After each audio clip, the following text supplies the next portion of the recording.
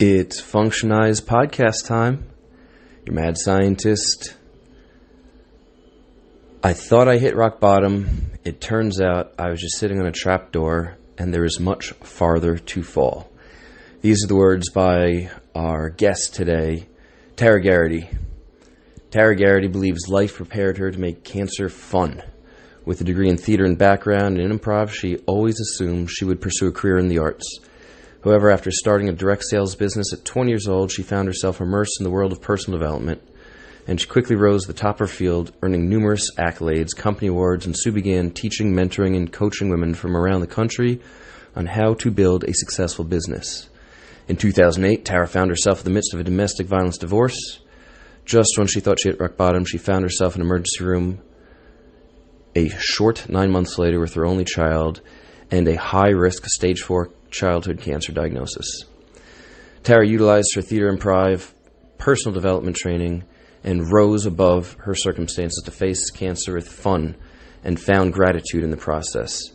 She made sure her daughter never stopped fighting with that Jersey girl survivor spirit.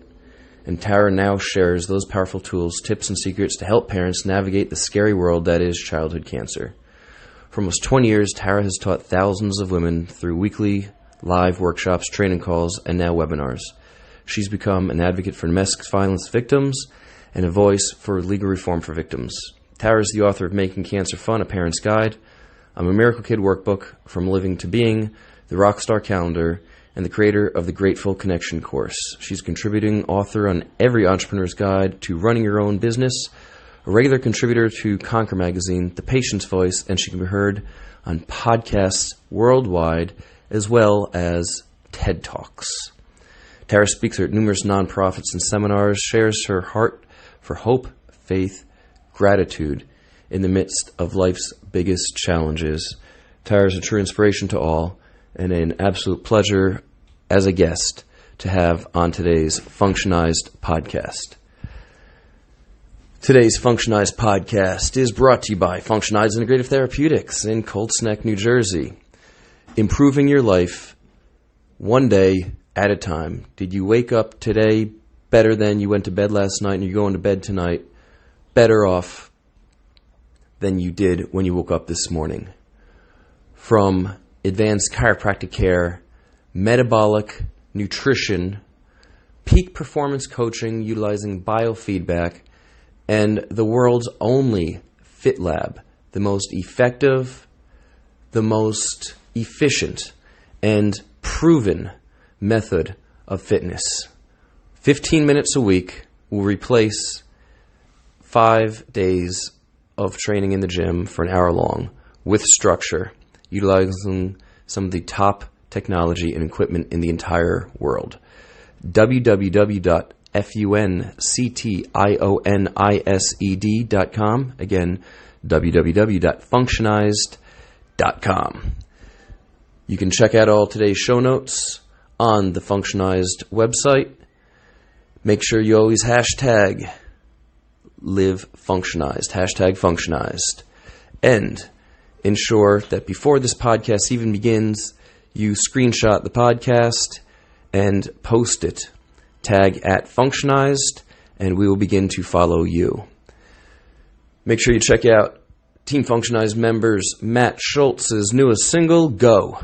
It is a perfect summer hit for a phenomenal summer. Without further ado, let's start the show. We've got a full crew. Dr. Mike, Beauty Brains Baron Shante, myself, the Mad Scientist, our apprentice for the summer, Athena, and our very special guest, Tara Geraghty.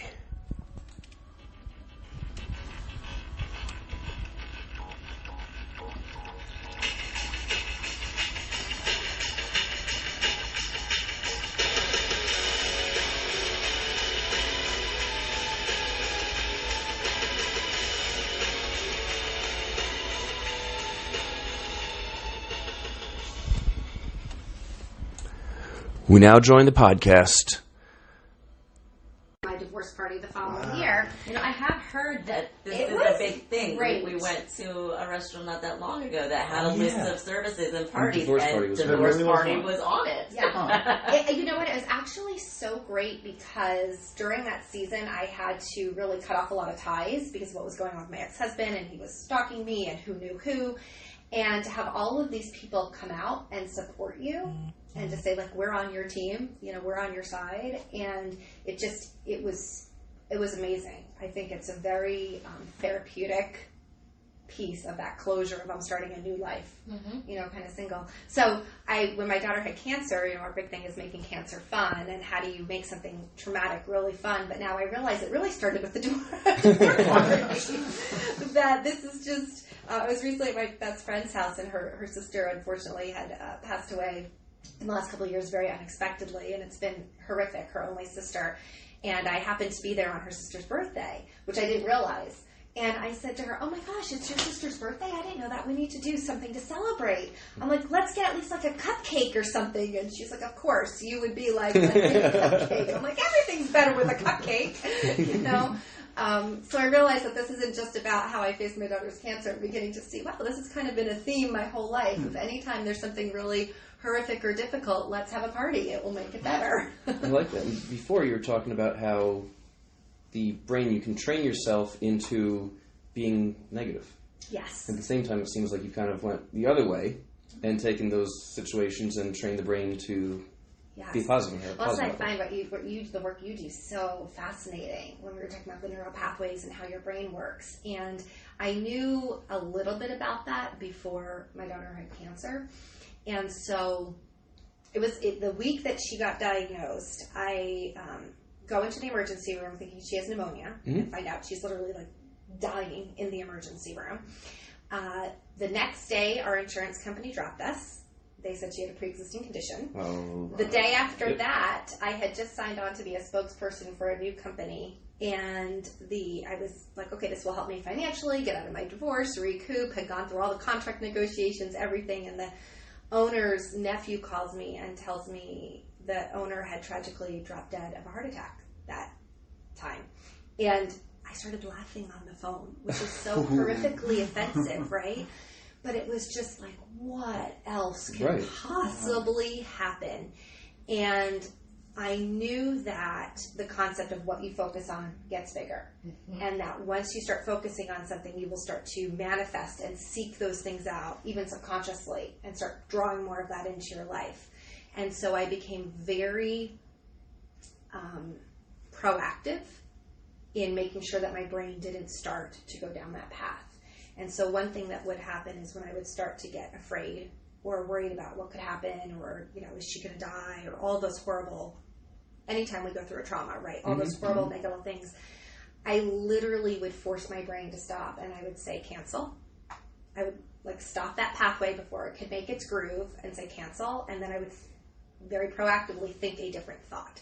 And so my thought became, why not? Why not her? I knew that the kids who were successful and made it to the end of her treatment, she had one of the lower cure rates, but the ones that actually made it all the way through and got to the end of the treatment had 7 out of 10 of them would live. And so I would picture 7 kids in my head, and I would picture her number 7. And anytime that scary thought would come into my brain, I'd go, cancel?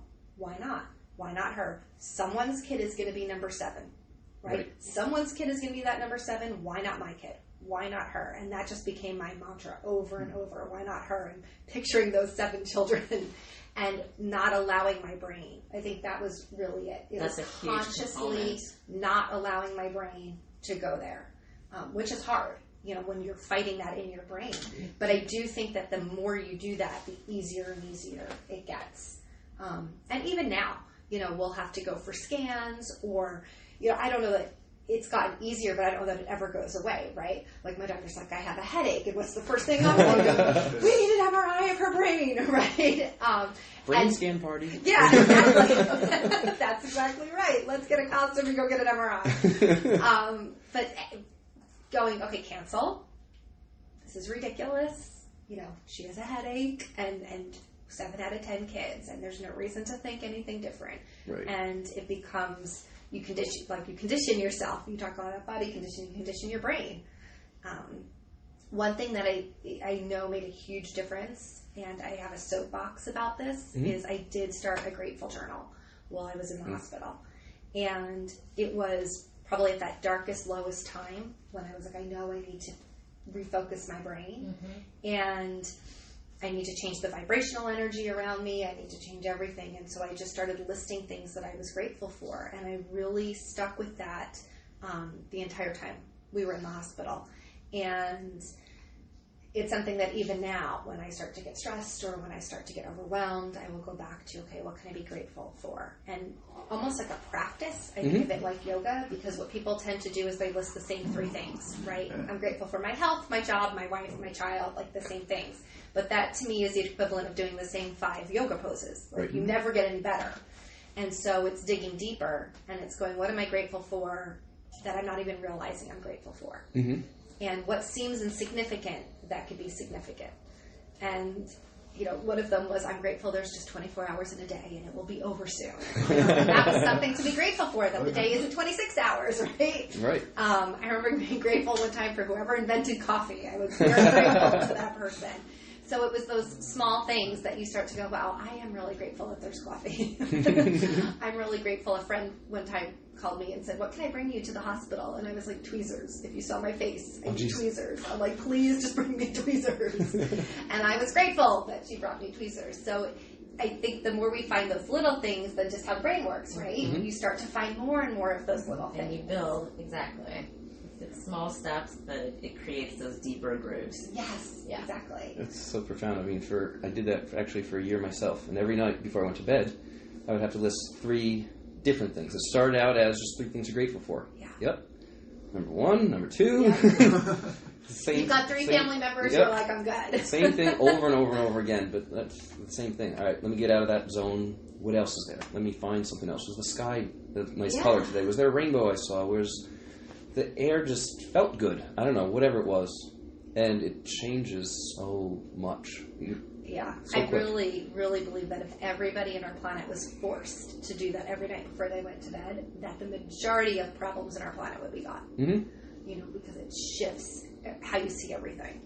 Perspective and the mindset, can really give you that ability to get over those trying circumstances that you found yourself, having to go through. Yeah.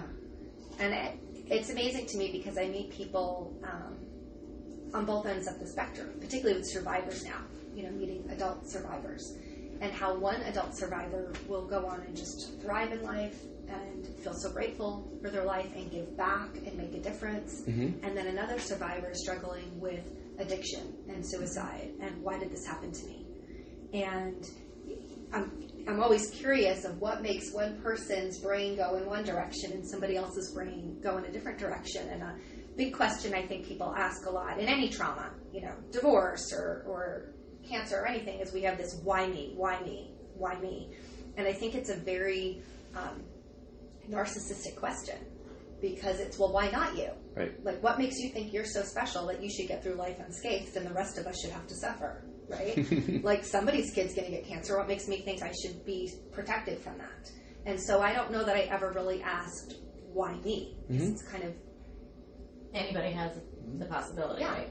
And people have, certainly, if you live here in America, why you is a ridiculous question, because you already have so much more than the majority of the world, right? So, I'm grateful that I live in America and my daughter has access to the best medical care in the world. I could have a child in cancer in a third world country and I wouldn't have a child anymore. Correct. So why me? Why am I so lucky that I get to live here in the United States and that mom who loves their kid just as much doesn't? Like, that's the more appropriate question. Grass seems to be always greener. I want to leave this country for X, Y, and Z. We're taxed too much. Right. Okay, go to Sweden. Enjoy it over there. Enjoy those taxes. But it is a different mentality. Yeah. You have a background in improv, right? I do. So how in the world do you go from improv to business?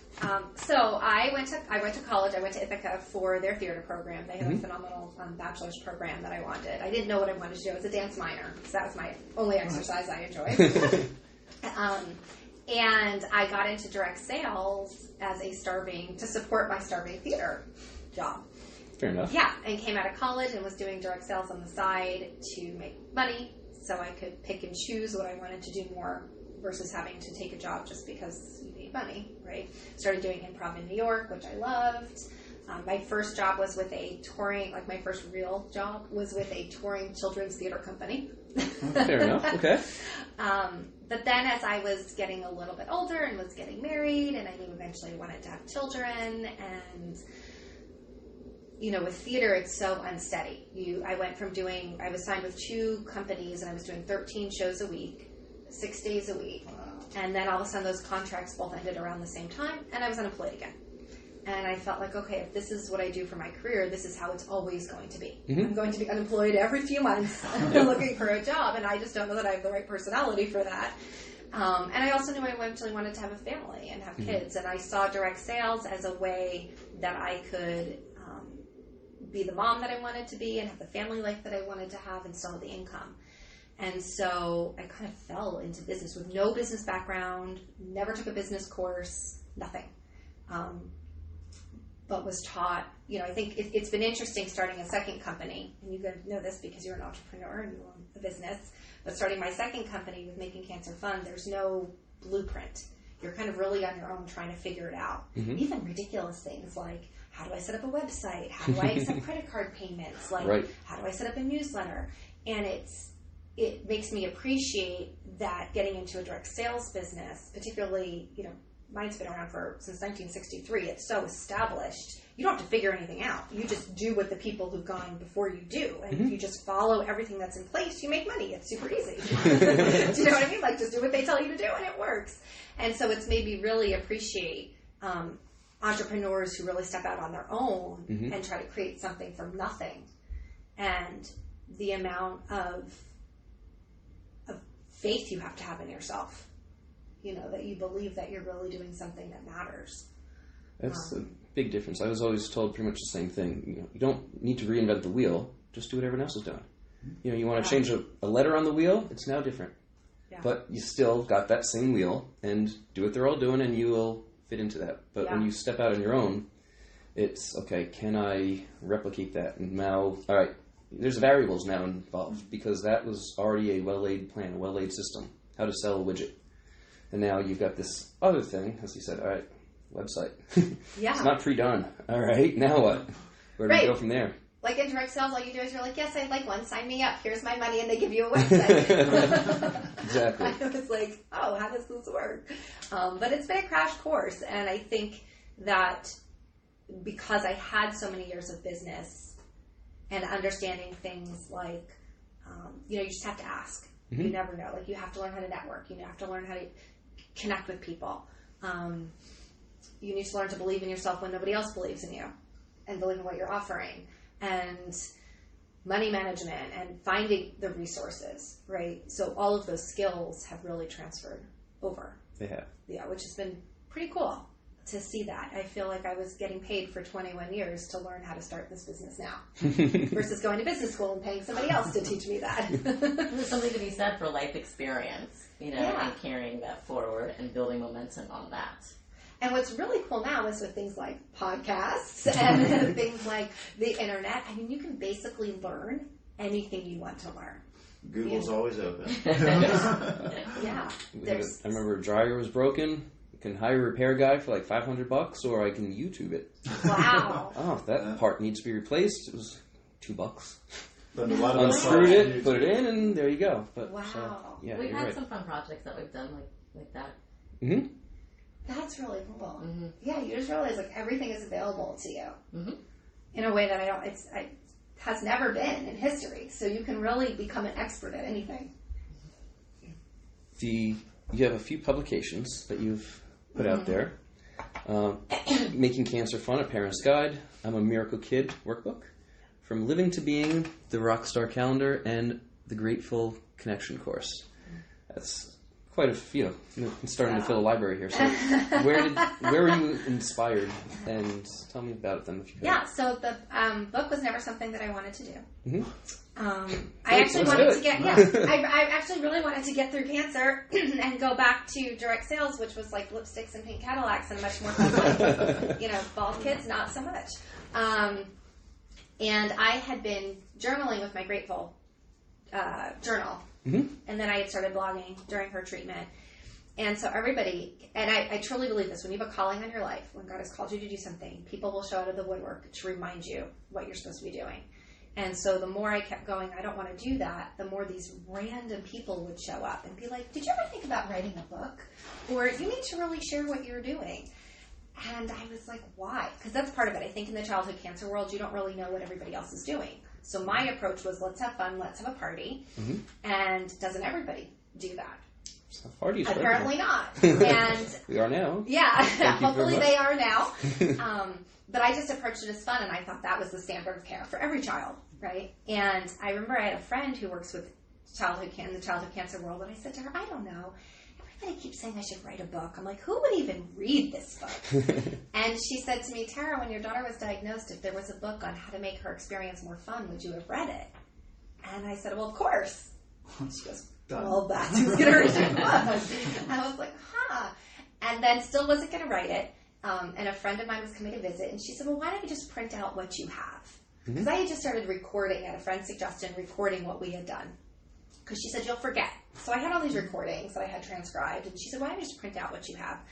I was like, all right, I might have a little bit. And I sent it all over to Kinko's, printed it out, and came back with a box. And I was like, oh my gosh, there's a lot more in here than I thought. Yeah. And then the box, I kid you not, sat on the corner of my dining room table for 1 solid year. Did not move it, cleaned around it. It just sat there. What else are you going to do with it? Yeah, there. Right. I was like, I still don't want to do this. But I think, again, when you have a calling on your life, it's like I almost felt like I was stuck in life. Nothing was working. My business wasn't working. My life just wasn't working. I just felt stuck. And it really felt as if by avoiding doing what I knew I was called to do, nothing else was going to work. And it was very interesting because once I started to just even walk down that road of saying, okay, I'll start writing this book. We'll see what happens. It was like all of the other things in my life started to energetically open up and come together. And my business started to build in a way that it hadn't. And it was just that confirmation.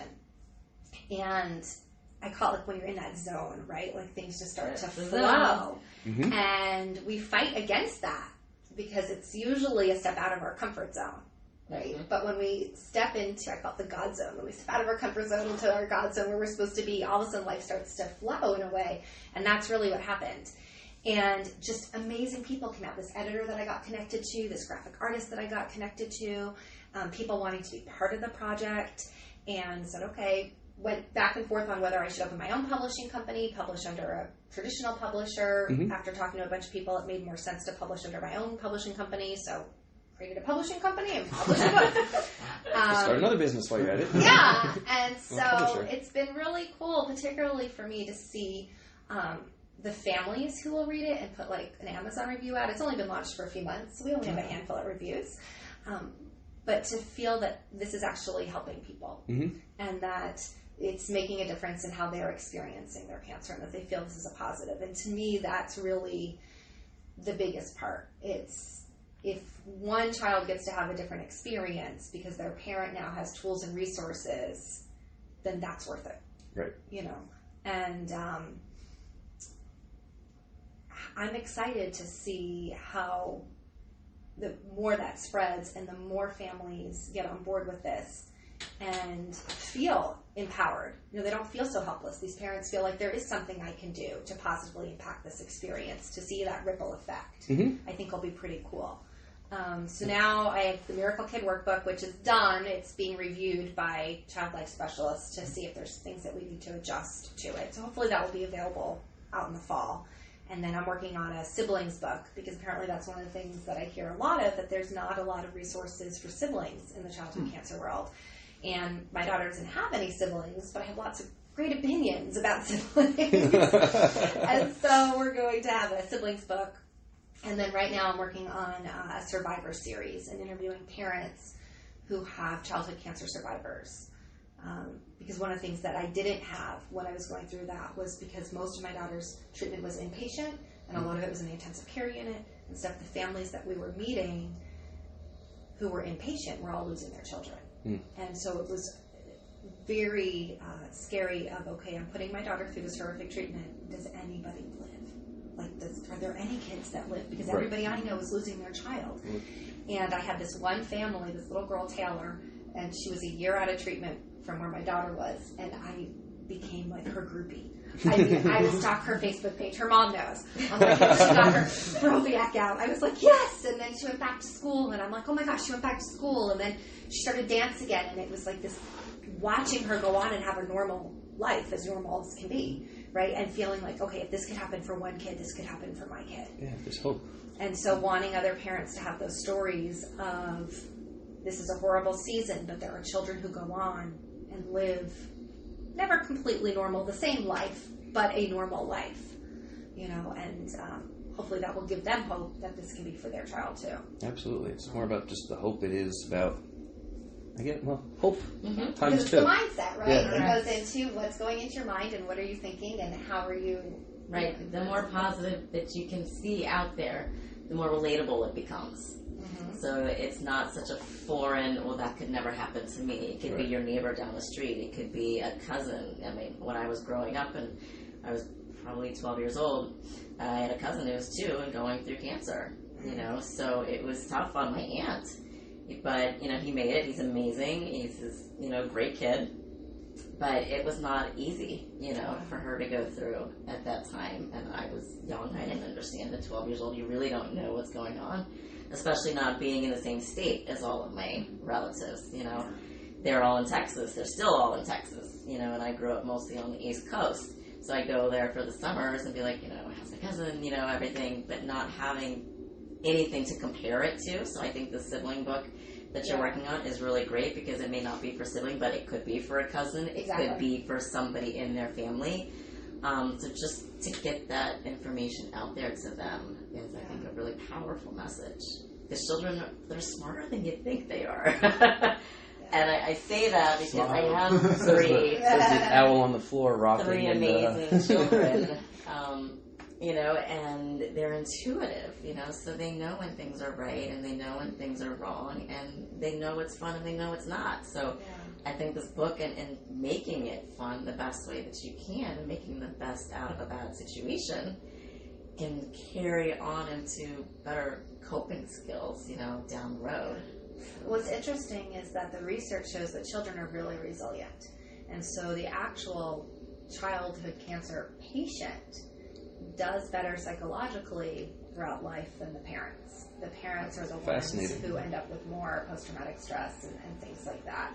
And I think we have a responsibility as parents, and not even just with cancer. Anytime we take our kids to the doctor, the emergency room, the dentist, because they feed off of our energy. And it's kind of like I always picture that little kid who's running and falls, right? And if they don't start crying, what do? They look at their parents. Am I hurt? I'm not sure, but my mom or dad's face will let me know. And if, mom goes, oh my gosh, you're so silly. What are you falling on the ground for? Get back up. The kid's like, oh, good, I'm not hurt. Mom, let me know I'm not hurt. I'm good. I can get up and start running again. And if mom looks like terrified, like they just lost their 2 front teeth, all of a sudden it's like that delayed reaction. I better start crying. I'm hurt. Right? Exactly it, yep. And so that happens when we take our kid to the emergency room. That happens when we take our kid to the doctor. I mean, that happens in any situation. And so as parents, if we can learn to compartmentalize and control our emotions and not be reactive, then we support our children to be able to cope more. I read an interesting study that just came out. There was an article, and it had to do with children's long-term memories from surgery and how anxiety-filled those memories were. And they could correlate it directly to, it didn't have to do with the child's memories, it had to do with the parent's anxiety. That affected how the child remembered their surgery. Fascinating. Yeah.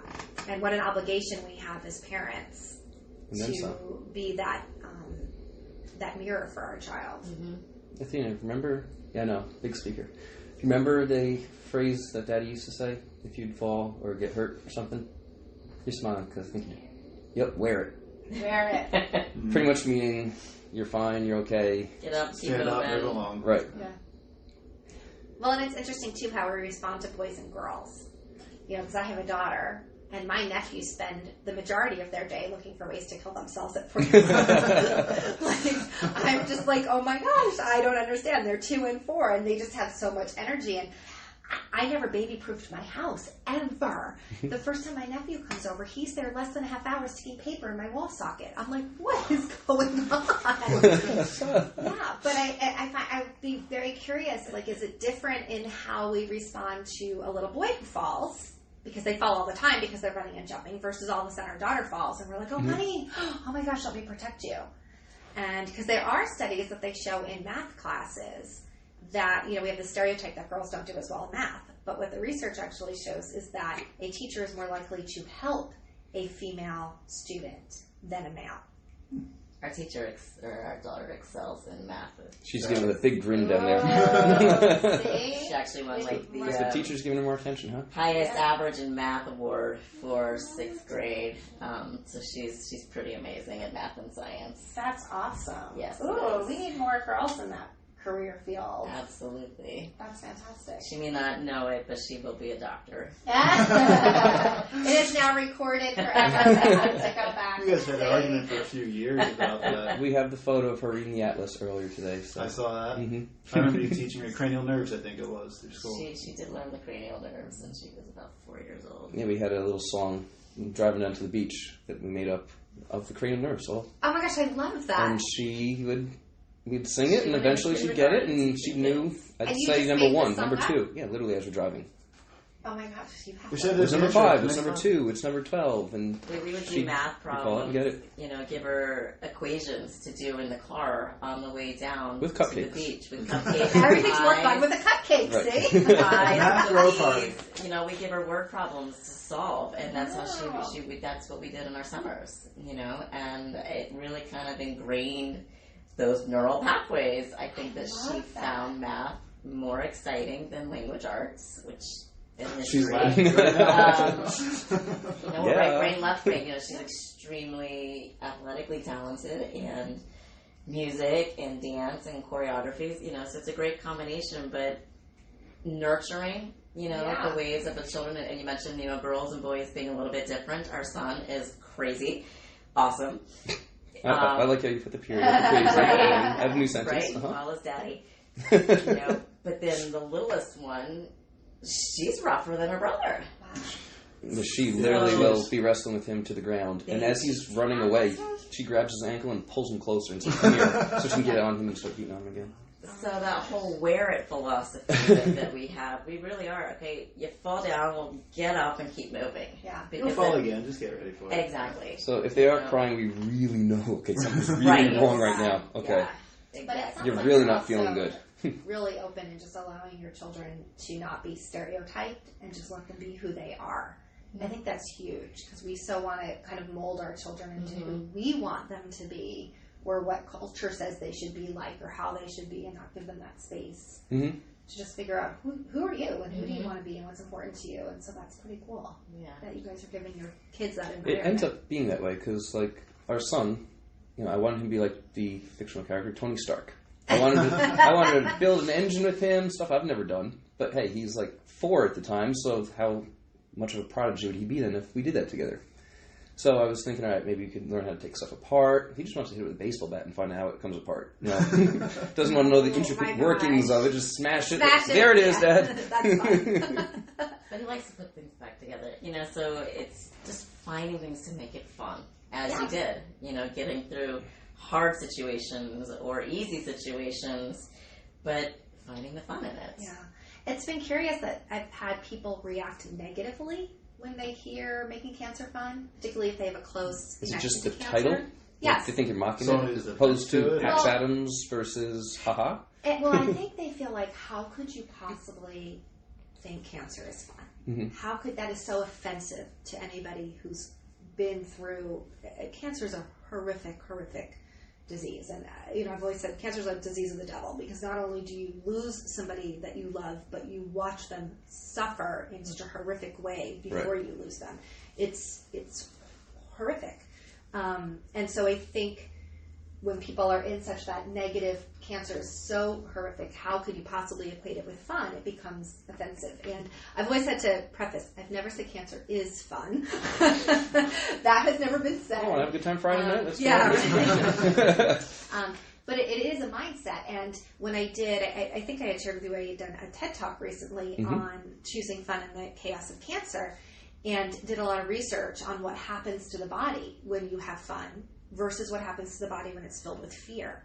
And the science is fascinating because there are so many studies about all of the good health benefits that we give ourselves when we're laughing and when we're smiling, and the dopamines that we're releasing and the boosting the immune system. And yet we don't really talk about that in the medical community. You know, there's all these studies. And then on the other side, all of these studies of what happens when we're filled with fear, right? When we're in a constant place of fear and how it's disrupting our endocrine system and our nervous system and our brain pathways and everything. And so being very conscious of what do I want to create physically in my body. And so fun is a way to create more positive physical benefits, you know, for our kids and for us. The perspective thing is actually a cool point. I don't know if this is just societal differences, but there's been a lot of the studies, at least I was thinking of when you mentioned it, in Europe, they've proven several times that those who are happier survive longer and a better chance of surviving cancer, terminal illnesses, any of that. So I mean, this is not, it's not a new concept, but maybe it is just people look at it the wrong way, especially when you go out there and say fun to it, because there's a huge negative connotation, obviously, with But they're still talking about it, Yeah. so in that aspect. That's right. Well, my daughter said after one of her, I forget, we were in the hospital for a follow-up for something, and we were driving home in the car, and she was little at the time, she was in elementary school, and she goes, you know, Mom, cancer can be fun if you make it fun. And I was like, oh, I don't know that I'm going to go that far, but Make the I'm glad best you out of the feel that situation. way. Yay. Yeah. She was, when she was in first grade, she had to go for 2 solid days because they do tons of follow-up testing, obviously.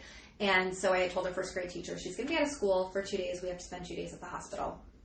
And when she came back to school, after our 2 days of testing, her teacher reached out to me and she said, I'm a little confused because you told me you were going to the hospital for 2 days. And I said, well, we did. And she goes, well, your daughter basically came back to school and told everybody she went to a party for 2 days. And I was like, well, we make it fun. But yes, we were at the hospital. But that was how she viewed, I'm going to go and have a party with my mom for 2 days. And I hope that ability to constantly look at things in a positive way is something that she will have her whole life. Introducing young greatly increases that chance. I mean, she went through a rough time surviving on that mentality, so. Yeah, so hopefully that will, you know, transpire over. And this all brings rushing back. I remember when I was in 8th grade, we had buddies.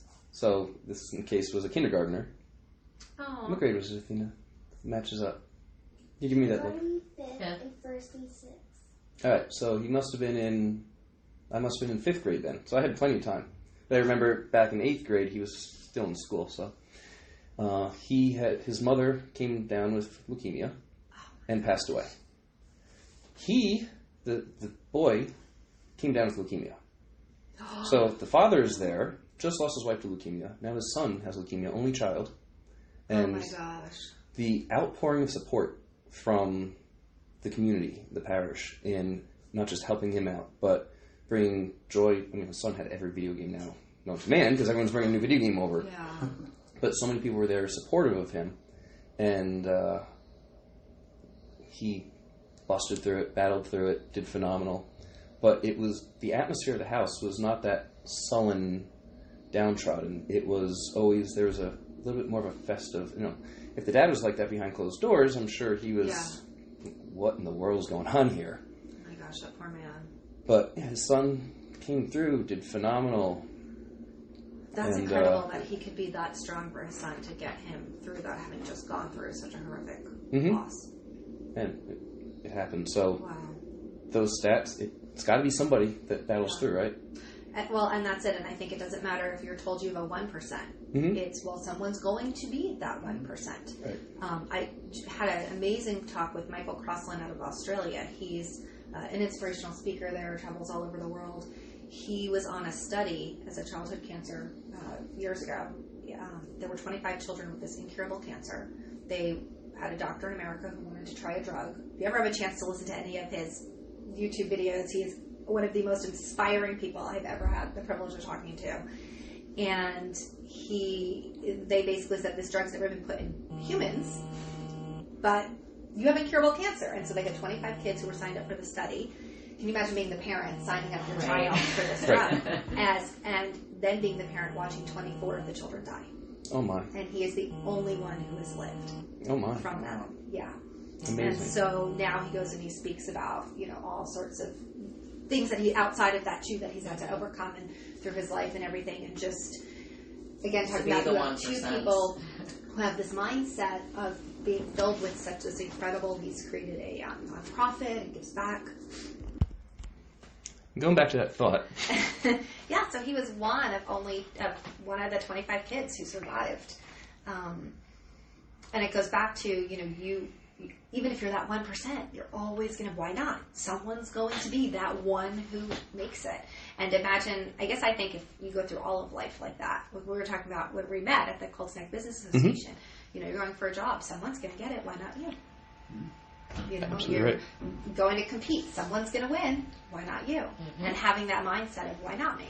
Someone's going to, be the next Apple. Someone's going to be the next Walt Disney. Someone's going to be the next innovator. Like, why not you?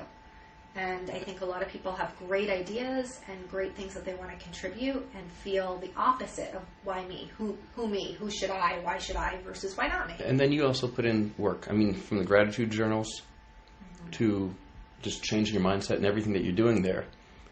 Why shouldn't I win the World Series this year? Well, Jim, because you don't play baseball anymore. And, that's number one. But, putting in that slow, sure, yep, I'm sliding down here. This is all happening. Favorite chair. But it's actually putting in that time, putting in that effort with that vision of why not you? Yep, that's kind of like the hope factor. Why not me? Now I'm going to do it. Yeah. I love that vision because next year it's going to be 2020, and I love that whole idea about vision. And a friend of mine posted, she's like, I was born in the 1970s. For those of us who were born in the 1970s. And she's like, it's going to be 2020. We used to talk about that as the future. We're now in the future. The Jetsons. Yeah, exactly, right? But I love that whole idea that it's a whole year about vision that'll be coming up, which is pretty cool. Absolutely. Now, it seems like you're sitting around all day trying to figure out what to do. Kind of twiddling your thumbs, eating bonbons stuff. In reality, I hear the general theme, and it's really getting to be too much to hear anymore. I don't have time. My days are so packed. I registered for classes, not calling anyone out. So my day was shot. Not anyone in this room, but to some listeners. I had to go grocery shopping. Where did the time go? So where do you find all the time to still move forward and get everything in that you're looking to get in, and still you're writing books and growing and doing everything? So I think there's 2 pieces of that. So one is when I look back at everything I used to do when I was in college. Let's say that was probably the prime of my getting the most done and being most on task and most focused. There is no way I am anywhere near that person anymore. I have become a lot more patient with myself, that sometimes if I just get one thing done that day, that's a win. I feel like I don't have the same mental focus or energy that I did back then for probably various reasons. And I think a lot of times we have to have a realistic expectation for ourselves. One thing I realized is that I used to feel like I'm going to the grocery store, my whole day is shot. Why is that? Because I was very good using a timesheet and writing down what I needed to do, but I never calculated in drive time. And then I'd be like, why am I always feeling like I'm rushing? And now I actually, in my calendar, schedule my drive time, because it gives me a much more realistic expectation of how much time something actually takes me to do. But I train my people on this in my other direct sales business. There's 2 things I never believe when somebody tells me. So the 2 things I never believe are I don't have any time and I don't have any money, because I don't believe that is true for anybody. because we make time for what's important to us. Mm-hmm. And I always use the example because I work with women who are like, I'm too busy, I don't have any time. And I'm like, if Prince Charming himself showed up and was like, I would like to take you out, I guarantee you would find the time to date that man. Yep. You would find the time to go shopping for a new outfit for that date. You would find time to get your nails and hair done for that date. You would find time to call all your girlfriends and talk about the date. You would find time to date that person. Like, nobody ever met the love of their life and said, I'm sorry, I'm too busy. Right? So if we make time for what's important to us, then it's more about looking at what are we putting our time in and going, is this really important? And what am I doing because I feel obligated to? What am I doing because other people want me to and I don't want to say no to? What am I doing for me? A big one is, what am I doing that's avoidance? I realize a lot of stuff that I do is sometimes just avoided stuff. It makes me busy, so I feel productive, right? Yeah. And we have, particularly I think in the Northeast, this culture that somehow we believe that if we're the busiest person, we're somehow the most important person. And being busy and having a full calendar doesn't make you important. And we walk around with this gold star like, but I'm so busy, right? It actually doesn't. To me, that just means that you're really ineffective at saying no, you know, Alright. because we all have the same amount of time. Like, we have the same amount of time as the president. We have the same amount of time as Beyonce. Like, we all have the same amount We've of got time. 24 hours that we make for a day, right? And it's kind of like people who say, like, I have no money, and they have a new iPhone and a Michael Kors board, right? You've like, noticed we that, have right? money for what we pay for, right? So, or what we value. And you probably find that in your, you know, industry of, do I want to invest in chiropractic? Do I want to invest in my health? It's People oftentimes would rather, as you said, Michael Kors bag, the iPhone, than their knee getting better. Yeah. Or losing the body fat they've been looking for forever. Yeah. So haven't you ever heard that if you want to see your priorities, open your checkbook? Well, now it might not be a checkbook, but it might be like our debit card statement, right? But if you look at your debit card statement, that will tell you your priorities, because that's where you're putting money in. So, like, my priority is going out to eat. Okay. I have realized I've had to come to terms with the fact that I enjoy it. Food is a social thing for me. I love going out to eat with my daughter. I love having that unnurtured time. I love the food experience, going out with friends. If you look at my debit card, it will reflect my priorities. That sounds familiar. Yeah. So that's the same one. Yeah. It's an experience. It is. And I enjoyed that. I enjoy that social part of it. And so rather than feeling like, oh my gosh, why can't I stick with a budget and why do I spend so much going out to eat? I've had to kind of reevaluate that and go, clearly this is a priority of mine. It's an acceptance. Yeah. I like to hang out and be around people or the experience of this restaurant or wherever I'm at. Yeah. Yeah. And so I might forego other things, like you can say I don't have my nails done, right? Like, that's not a priority for me. I will do it when I have to or if I'm going someplace, but it's not something I super enjoy, and I'd rather take that money and go out to lunch or dinner. So, it's okay, so I think it's but it also can be, on the other hand, when we look at that and kind of going, wow, what have I made a priority that really doesn't align with my values? Right. That maybe really I need to reevaluate why I'm making that a priority. You know, some bad habits, things like that. We constantly talk about bad habits and creating new habits and things that are better for your health and well-being, because, you know, I tell people, you have one brain and one body, and no amount of getting your nails done is going to help you if you get a concussion, you know. And the moms that are more interested in, as you say, the bags and this, than the health of their children. Yeah. You know, seeing that imbalance in priorities, it's frustrating, you know, because, you know, there's other ways that they can be better served, you know, that can align, like you said, you know, with visions and goals. But helping to people see past what they're used to. I think there is a shift. Like, minimalism, I think, is probably very more extreme than I could go.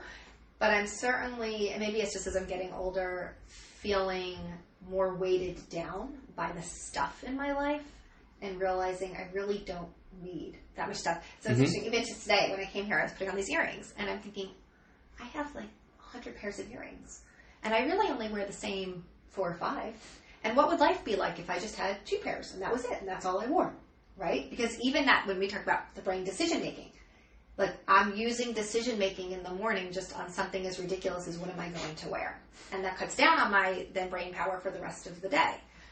And I think we have a culture of accumulating all of this stuff, because if I'm busy and I have a lot of stuff, then I get a gold star in life because I'm important, right?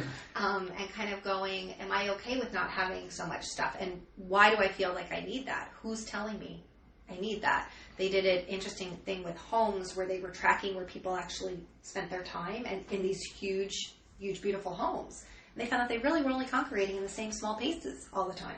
And yet, you spend your time in the same little spaces in your home, right? We do. We truly do. And even thinking about other houses, like looking at houses, like, love to live here. This is great. This is way too much space than we'll ever need, and realizing we're just going to be in the little kitchen spot area, or we're just going to be back by the pool. And that's really the two places. That's it. Because having more stuff means you have to spend more time organizing, you have to spend more time cleaning, you have to spend more time, throwing out. Mm-hmm. So it takes time to have a lot of stuff. It was that. Was it Along Came Polly, where they're talking about the pillows and how long the guy.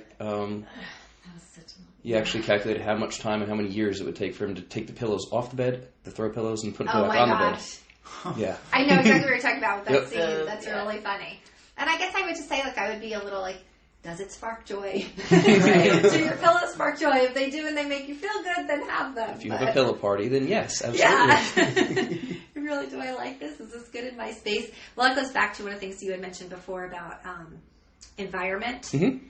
It's been curious to me. I'm interviewing these survivor parents, and they don't know each other. They're all in different hospitals. They have nothing in common. But a theme that all of them have had when I've talked to them about what did you do to be proactive during your child's cancer treatment is across the board, every single person has said they were very, very conscious of their environment, that they decorated the hospital room, that they brought in stickers for the walls, that they hung things up, that they brought in pillows and blankets. And of course, I'm not interviewing parents who didn't lose their children, who did lose their children, so I can't say, I'm sure many of them did that as well.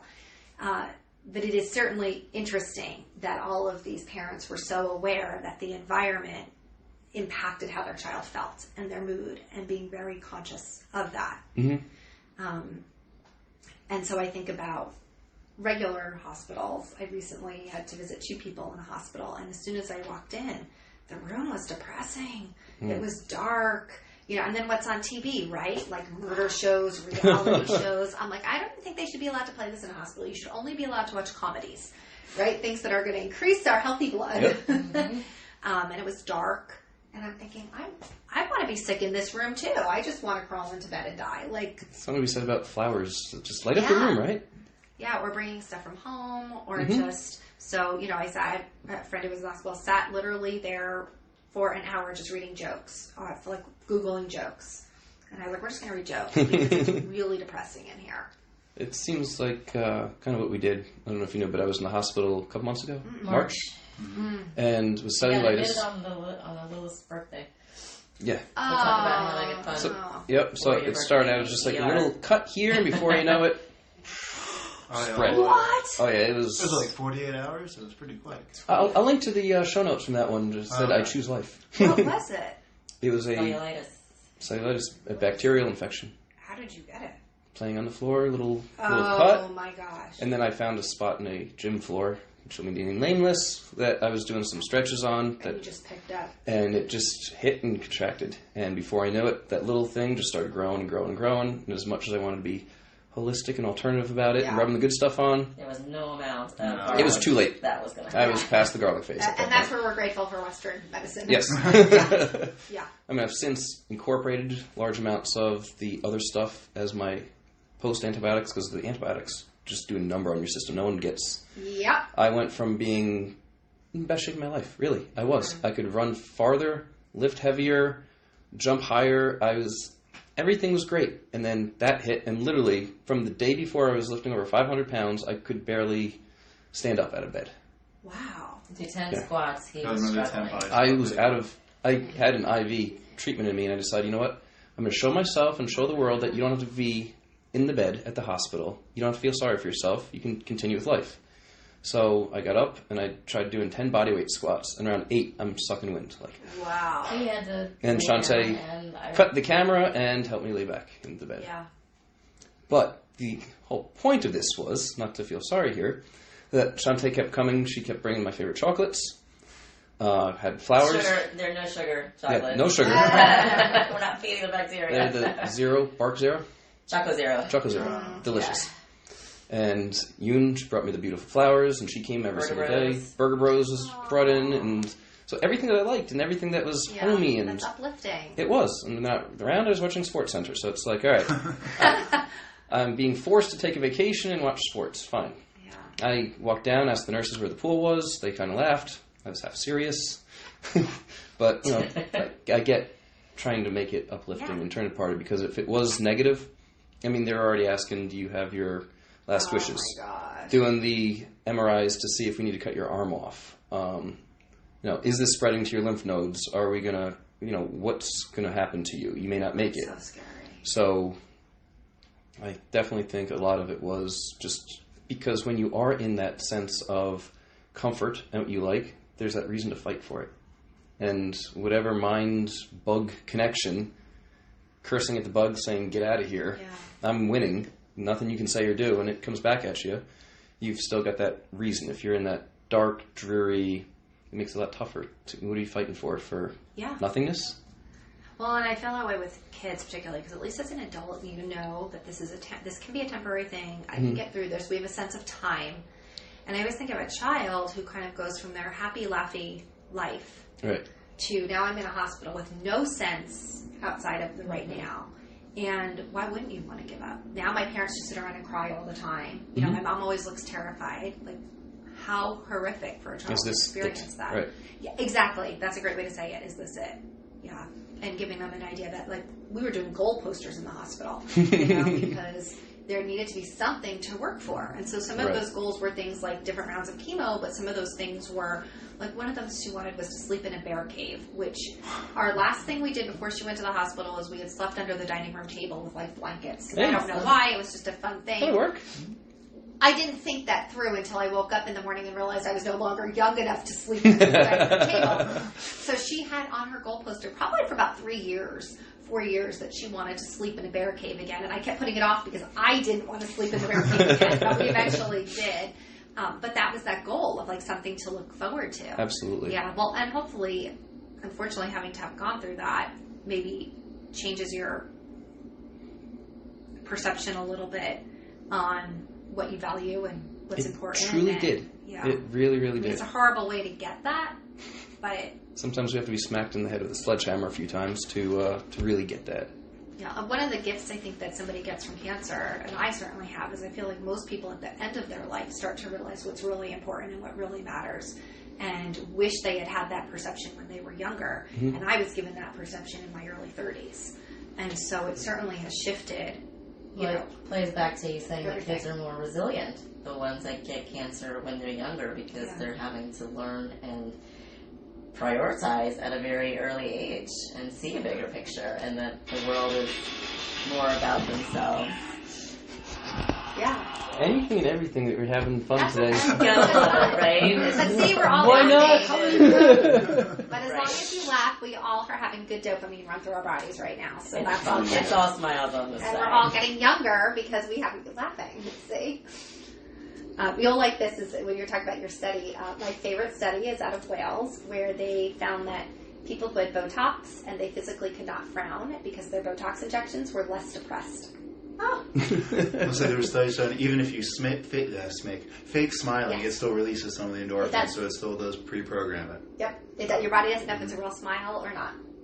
And that's why that saying, I guess, like grin and bear it sometimes. Right. They're like, okay, I'm going to release some dopamine right now, even though I want to kill somebody, right? Right, Athena? Yeah. Answering the phones with a smile? No, you're... Yeah, because people can hear. I smile through phone.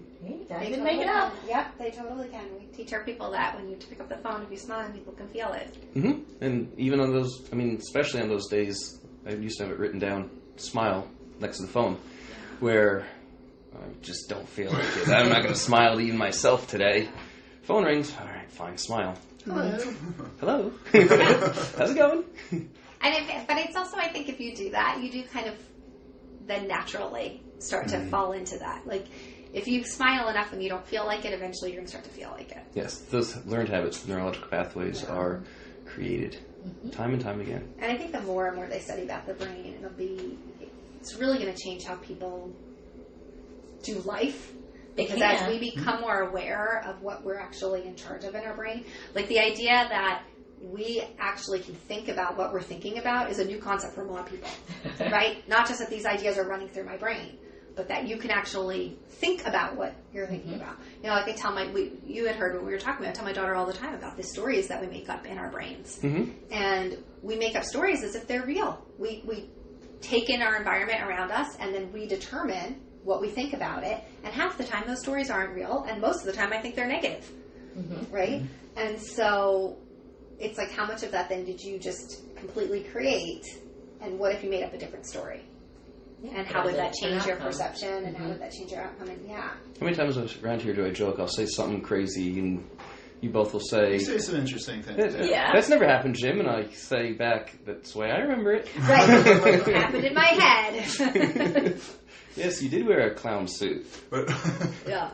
Well, I remember one time when I was married and I woke up and I had a dream. I don't remember what it was, and I was really angry at my ex-husband. And I was like, well, you need to apologize. And he's like, you had a dream. And I was like, clearly you did something that my subconscious was aware of. And I was like, but you wake up and you're like really angry. And in your head, you're like, I know this wasn't so real, but it felt so real. At that point, I just had to say, fine, I'm sorry. You're right.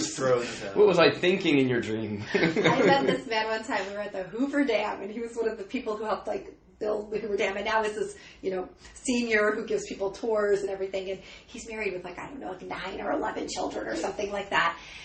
But he was very happily married. And that's what I found very interesting. Not that they had just stayed married and had all these children, but he was very happily married, did not regret this decision. And I said to him, I was like, wow, I'm super impressed about this. And I'm very curious. What do you think your secret is for having had such a long, successful marriage? And he looked at me dead in the eye and he said, I learned very early on in my marriage, I always had to just make sure I had the last word. I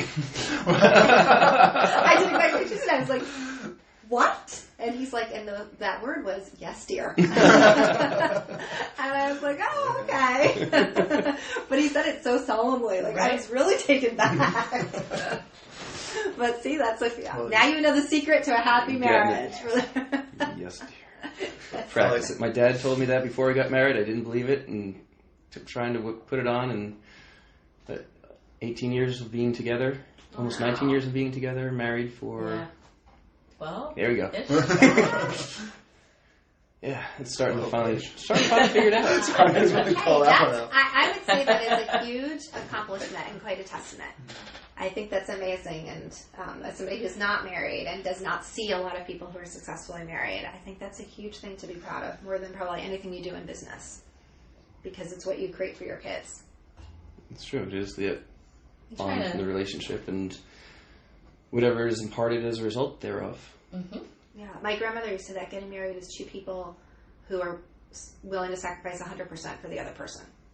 Yes. And it's huge when you can care and be humble enough and selfless enough to put somebody else before yourself that often. Grandma's smart. Yeah. Grandma's very smart. My grandma was very smart. My grandmother also had a deal with she lived to be 100. She was super, super quick. She got up every day and put her makeup on until she was about 100. She stopped perming her hair in her 90s and actually said to me, she goes, I think I'm just getting a little too much to have to go get my hair permed every month. I was like, Grandma, you're 96. I'm sure it's fine. Right? She was a tough cookie. She had been lost the love of her life when she was first married. He died in her arms, was left with a baby in the 40s. Second husband walked out on her, had 3 kids. She was a tough woman. And when you talk about mindset and positive attitude, never complained. I would say to her, I'm like, Grandma, how was that? Being a single mom back in the 40s, the 40s and the 50s. And she's like, I don't know. I was too busy working. I don't care. My mother asked her one time, she was getting older, and she's like, Mom, what was menopause like? She's like, I was busy. I had a hot flash. I don't know. Really this tough, and she cooked everything in bacon grease. Yes. And, and she had a highball every night before before she went to bed, and her deal with my cousin was that my grandmother at that age would not drink and walk if my cousin would not drink and drive. That was their deal. Okay. Always thought you should have dessert first. One of my last videos is of her sitting with my daughter, and there's a plate of cookies on the table for dessert. And my grandmother inching the plate closer to my daughter and her and going, we're going to have these first. And both of my grandmothers were the same age. The one who lived to 100 and the other one ended up horrible, like in a nursing home, incapacitated, and died, I think, in her early 80s. And one of our favorite stories is when they were at a party, they were both younger, and the grandmother who had died earlier had a heart attack in her 50s, and from that day on never had another piece of fat her entire life. Like, lived a very calm life. My grandfather doted on her so she wouldn't have any stress.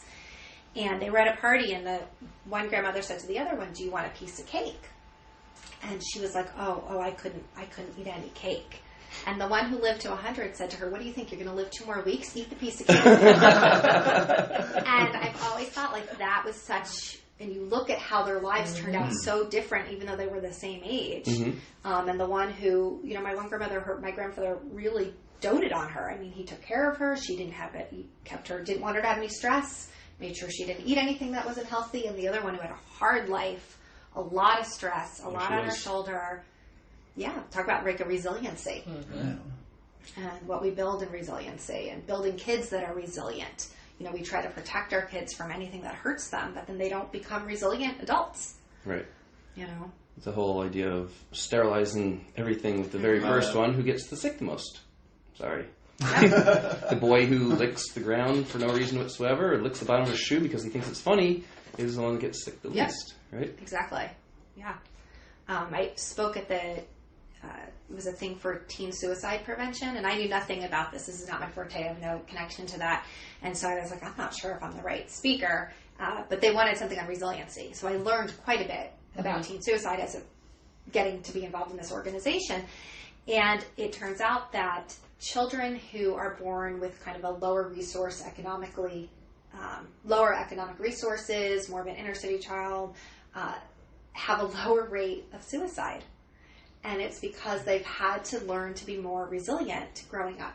If you go to school and you forget your homework and your mom's already taken 2 buses to get to work, she can't go back and drop your homework off for you. Like, you have to figure it out. If you get home and dad's passed out because he's an alcoholic and there's no dinner, you have to figure out how to feed yourself. Like, you have to build resiliency. And yet it's the children who are the upper class where these parents, my daughter forgets her flute at home, and I'm like, I'm at school bringing it. And, she forgets her lunch, and I'm dropping her lunch off, and she doesn't do well in school, and so now let's figure out how I can help you. Like, I came home and I said, I'm not doing any of that stuff for you anymore because I don't want you to commit suicide. Like, I'm helping you by not bringing your lunch to school. You're going to have to figure it out. You're going to have to figure out what to do. That was shocking to me, that things that we think we're doing to actually support our children are actually putting them at risk to not be resilient adults.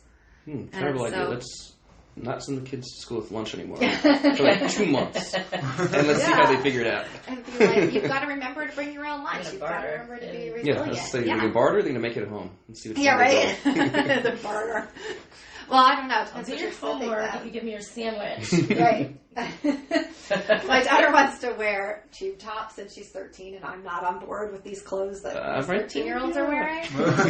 So I have been willing to negotiate. If you read a book that I pick out on women empowerment, I might buy you 1 tube top per 1 book. We're still in negotiations. I don't think she's buying it. She's like, just buy me this. I'm like, no, I'm willing. If you really want this tube top, I think then you should have to read a book that I select. Fair enough. Like great women in history that were strong, confident women and didn't need to wear a tube top. Where there's a big description for the whole first chapter of 100 pages on what they wore. Right, exactly. Well, and she's funny. She wanted to wear a bikini, and I'm like, I don't want you wearing a bikini. And she, of course, has scars all over her body from all of her treatment. And she's like, Mom, you should encourage me to wear a bikini. You should be proud of the fact that I'm not embarrassed by my scars and that I'm embracing my body. And I think you should want me to wear a bikini.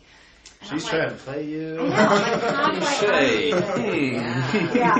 Like, that's a tough one, right? So she won. She got the bikini. Yeah, I would have probably done the same thing. Yeah, I was like, I have to just throw up my hands and be like, there's a moral to that one, all right? I know. Yeah. It was tough. So any other daily tips and tricks that you utilize to, you've obviously done a lot, and you're continuing to do more, and you probably haven't even scratched the surface, it seems like, in all you're doing. So is there any, we always say that you become a result of your lifestyle and your habits and what you do each and every single day. So is there anything else that you can impart on us? I'll tell you, when I say that just makes me think I have so many habits I need to change. Truly, really, because when I think about what I could be doing, habit changing party, doing, right? And I know you can't. It takes a while to change a habit, and it's 90 days, all of that. And I think most of us try to overhaul our life at one time. It's a new year, and we're like, yes, I'm going to do all of these things versus just tackling one habit at a time. I do think the biggest thing that I've been able to take away from having gone through, so many life crises, is I'm a lot more patient with myself. And I'm kinder to myself, and as a result of that, I think I'm also more patient and kinder with other people. And so less judgmental than I ever realized I was. I don't think I would have said I was a judgmental person, but I have realized how completely judgmental I was. When you have I always say, when you have the carpet ripped out from underneath you and you are sitting on the floor, there's something very freeing on that, because everybody knows you're sitting on the floor. So suddenly you don't have to pretend that you have it all together, because I coach hundreds of women, nobody has it all together. And the people who look like they have it the most together are the ones who are trying the hardest, because they don't. Mm-hmm. And to have this absolute free of acceptance of I am not perfect. There's 100 habits that I could probably change. There's 10 things yesterday I could think of that I could have done differently. Mm-hmm. And just being kind to myself, that we're all in the same boat. Nobody has it together. Nobody feels 100% confident. Everybody has pain. Everybody has hurt. Everybody has grief. Nobody's getting through life without that. And we are just all trying our best, trying to be our best spouse, our best mom, our best business owner, our best, everybody is just trying their best. And I'm trying my best, and then I see how much I fall short in that, but then I know you're trying your best, and so then I can not judge when other people are falling short of that. And you don't know anybody else's situation, you don't know anybody else's hurts. Particularly having gone through all that and losing her insurance and going through a divorce and realizing, wow, if I didn't have a family that had been able to support me, what would I have done? Mm-hmm. We look at people and we go, how did you end up in that mess? Well, you could end up in that mess too if you were just dealt maybe a different hand. Mm-hmm. And so when you start to look at it that way, it's you don't judge anybody. And that's, I think, a huge, huge gift. It seems to be a skill to develop as well. And catching your brain when you start to judge somebody. Yes, that's the wow. skill. Really. And why am I judging that person? Mindfulness. Right. Absolutely. Yeah, and why am I judging that person? Because it's usually never about the other person, right? It's about us. Mm-hmm. So what is it about that person that's irking me that I'm feeling a need to judge them? Am I comparing myself to that person? Am I feeling well, if they're there, at least that makes me feel better that I'm not there? It usually always goes back to us. Mm-hmm.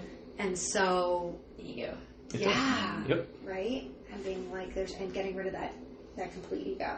Mm-hmm. And certainly when you lose everything, you lose your ego with it, which is maybe something you don't necessarily need. Absolutely. I'm willing to not have that back. Yeah.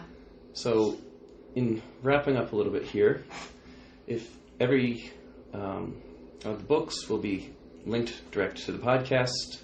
Website would be direct to the podcast. If they want to contact you, what's the best way to contact you? So you can go to Making Cancer Fun. Pretty easy to find. And so we are looking for people to subscribe on the website. Then we have a newsletter that goes out with tips and ideas and products that we love and things like that. There's a lot of hospitals and nonprofits that want these resources. So if anybody has connections with companies that want to donate to these nonprofits, we basically connect them, and then the nonprofits can use that to get our resources for their families. Mm-hmm. And just kind of probably the biggest challenge has really been finding the families, because you have HIPAA laws. You can't just get a list of everybody who has childhood cancer, right? And so finding people who are connected within that community or know people or are willing to spread the word and say these resources are available, and getting them out there. So refer somebody. Yeah. Yeah. And fortunately, we've had some really great companies that have donated some fantastic stuff. So we've been doing giveaways on our Instagram, and so you can follow that. And they're not necessarily, if you have a child with cancer, they're all sorts of fun things. So your Instagram is Making Cancer Fun? Everything is Making Cancer Fun. Yeah. Everything. Instagram, Done. Facebook, website, makingcancerfun.com. Perfect. Well, we certainly appreciate you being here, Tara. you. Thank you for Yeah. spending the time with us. I'm and excited to hanging go out. check out the rest of your office. Yeah. And I Oh, want to go Fit see Lab. this Sarah's gonna 15 check out the Fit minute. Lab. I want to see this Fit Lab because while I'm sitting here, I know you can see I have a boot on my leg right now. But I'm thinking once that boot comes off, 15 minutes, that might actually be something I could get on board with. I'd be like, that's good. Absolutely. Yeah, some are skeptical at first, and then once they realize that everything is literally based off of scientific studies, That's really cool. and then it actually is working for them, because, all right, so what? All the researchers and scientists with these big, long Well, they degrees, know, right? they got more letters after the name than the name actually has. Yeah, they don't know anything. It's got to work for me, though. Yeah. Oh, it is working for me. Okay, I'll give it a try and more now. All right, let's Yeah. keep on doing. Yeah, I like it now. It Yeah. takes a little while to get on board, but once somebody truly understands and embraces that, then they get this success. No egos. Yeah, no egos. Yeah. Yeah, oh, I like that. I'm excited. So that's what we're going to go check out now. Yep. Woohoo! All right, for another podcast, this is your Mad Scientist Jim. I'm out. This is Dr. Mike, following suit. I'm out. Beta Brains Braun is out. Owl? Owl's shaking her head. She's Owl Athena's gone. out. And I guess I'm out too.